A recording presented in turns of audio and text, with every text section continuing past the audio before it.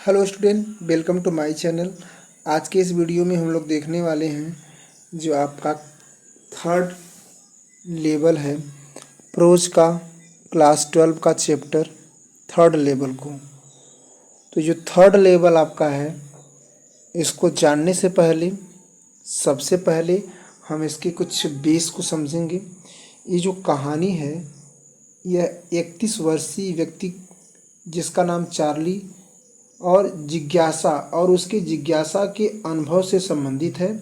Charlie एक दैनिक यात्री है जो अपने घर के लिए भूमिगत रेल लेते समय स्टेशन के तीसरे स्तर पर पहुंच जाता है। वास्तव में न्यूयॉर्क के ग्रैंड सेंट्रल रेलवे स्टेशन के केवल 2 स्तर हैं। तीसरा स्तर कथावाचक की कल्पना से संबंधित है। इसे चार्ली के जीवन के मानसिक दबाव से बचने के माध्यम के रूप को दर्शाया गया है और ये कहानी इस बात का भी जिक्र करती है कि हमारी जो आधुनिक अधूरी इच्छाएं हैं और जो सपने हैं, उसके बीच में ये पूरी कहानी घूमती है। इसके बाद आपको ये भी जानकारी देना चाहता हूँ, इस चैप्टर में टोटल 4 कैरेक्टर्स हैं। 4 कैरेक्टर में पहला है चार्ली, जिसके बारे में मैंने अभी आपको बताया।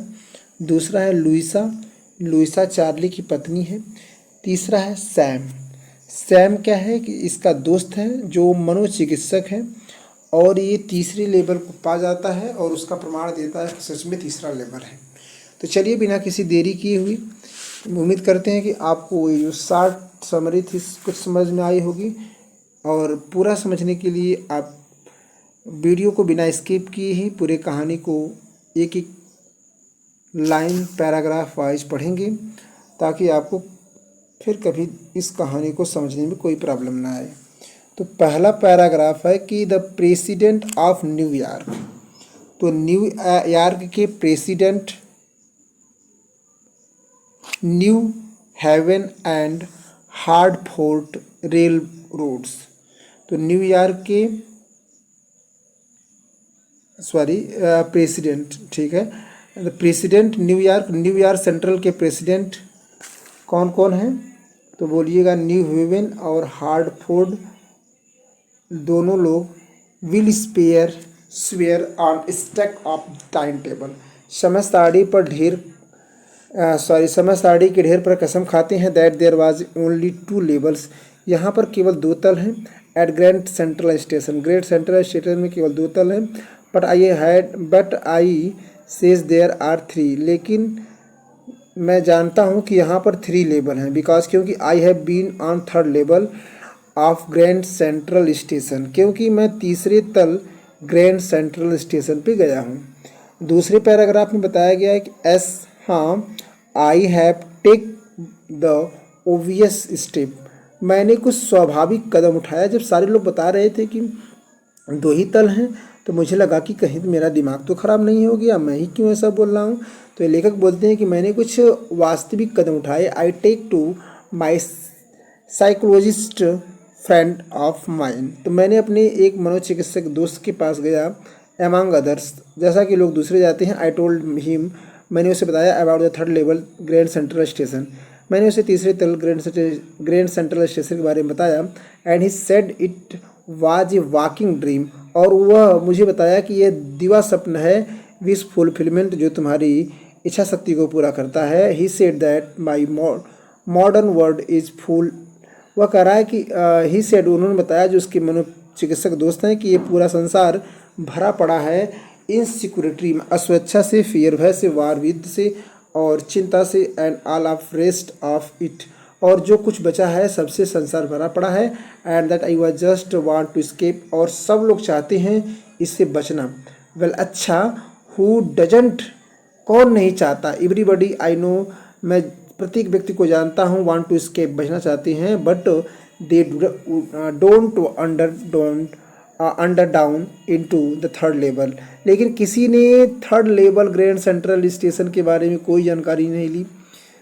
अगला पैराग्राफ की तरफ बढ़ते हैं। अगला पैराग्राफ है कि बट दैट द रीजन, लेकिन यही कारण है, सी सेड, वह कहते हैं कि एंड माई फ्रेंड शाम, मेरा फ्रेंड दोस्त Shyam, well may be he is right, वह कहता है कि तुम ठीक हो, बट आई विश, लेकिन मेरी इच्छा है, मैं चाहता हूँ कि ही हैड बीन देयर, कि वह अभी भी वहाँ पर है, यू सी, जैसा कि तुम देख सकते हो, where the third level was that evening last summer, कह रहा है जैसा तुम थर्ड लेवल को देख सकते हो कि गर्मी के समय, समर मतलब लास्ट समर मतलब पिछली ग्रीष्म ऋतु के इवनिंग मतलब शाम को, आई वाज नॉट है wasn't having any of the feeling, मैं फीलिंग अनुभव कर रहा था, आई सेड आई हैड, मैंने ये इस बात का अनुभव कर रहा था जो बोला है, I wasn't evening try to escape, मैं इससे बचने की कोशिश कर रहा था, I just wanted to get home to Louisa, और मैं घर जाना चाहता था अपनी पत्नी के लिए, माई वाइफ, मेरी पत्नी लुइजा के लिए मैं घर जाना चाहता था, I was in Hari because, मैं बहुत जल्दी में था क्योंकि वी हैड वर्क लेट, क्योंकि मैंने काम जो देरी तक किया, and I was on my way to catch the suburban train, तो मैंने सबरमन ट्रेन या भूमिगत ट्रेन को पकड़ने की कोशिश की। आगे लिखा है अगला पैराग्राफ में कि नाउ आई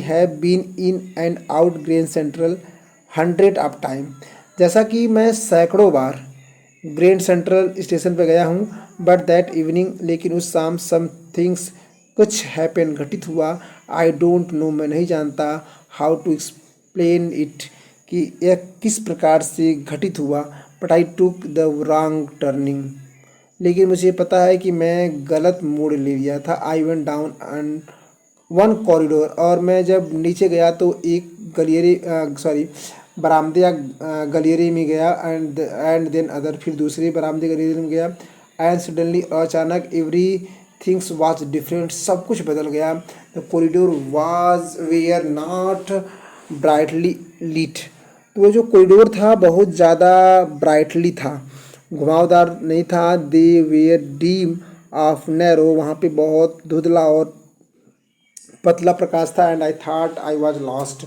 और मुझे लगा कि मैं यहाँ पर खो गया हूँ, तो ऐसे बोलिए कि वहाँ पर बहुत धुंधला प्रकाश था और मुझे ऐसा लगा कि मैं यहीं पर खो गया हूँ।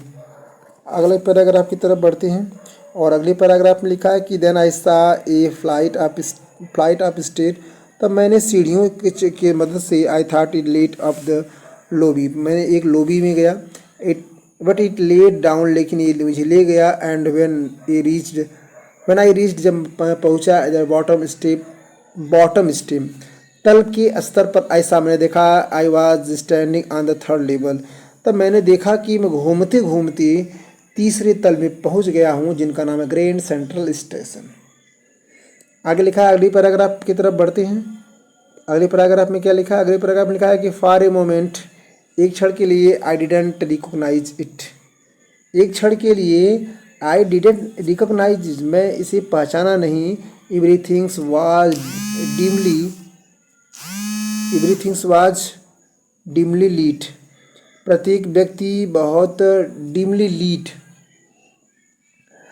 बहुत धुंधली, प्रत्येक वस्तु बहुत धुंधली थी, but I could see that the floor, but मतलब लेकिन, आई कुड सी, मैं देख सकता था, दैट द फ्लोर, वह फर्श को, वाज ओल्ड वुड, जो लकड़ी का बना था, द टिकट विंडोज, खिड़की का दरवाज़ा, were made of brass and looked worn with age, और वहाँ पे लकड़ी के बने ब्रश थे, the people were dressing oddly, और लोग बड़े विचित्र कपड़े पहने थे, in the turn of the central clothing, in turn of central clothing, और वहाँ के जो टर्न है, कपड़े हैं, वह सेंट्रल क्लोथिंग है। ऐसा मैंने देखा, ए मैन, एक आदमी को भी थे, हैंड विस्टर वियरिंग ए डर्वी हैट, मैंने एक आदमी को देखा जो एक नकली मूछ लगाया हुआ था और एक भारी पगड़ी पहना था, ए ब्लैक 4 बटन सूट, और एक 4 बटन सूट, 4 बटन वाली सूट पहना था, हाई शूज, और उसकी जूती बहुत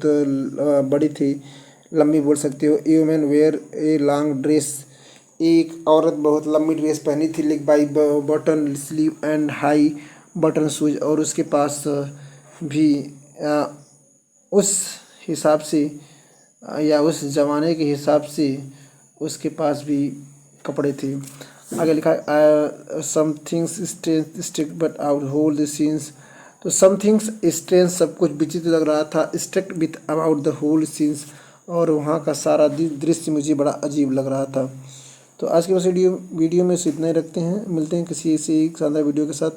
तब तक के लिए हंसते ही मुस्कुराते रहिए। अगर वीडियो अच्छी लगी तो अपने दोस्तों के साथ भी शेयर कीजिएगा ताकि वो भी इसका लाभ उठा पाएँ। पूरा वीडियो देखने के लिए आपका तहे दिल से शुक्रिया।